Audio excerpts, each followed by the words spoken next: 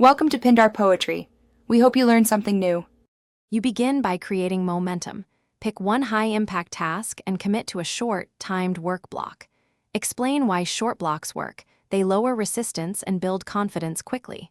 Once done, remove the biggest distraction and prepare a simple checklist so you can start immediately.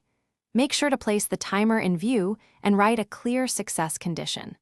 This first step replaces vague intentions with a physical trigger, so you feel progress the moment you start rather than waiting for motivation to appear. You now shift from single actions to repeatable systems that carry you forward. First, anchor new behaviors to existing routines so you don't rely on willpower.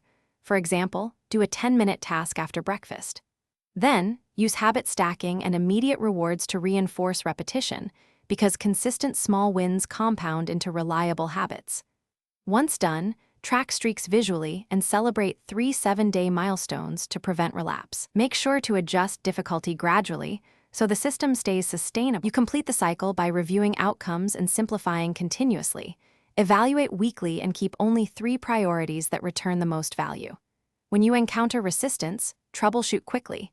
Cut the task in half, change the location, or switch to a related micro-action so momentum returns.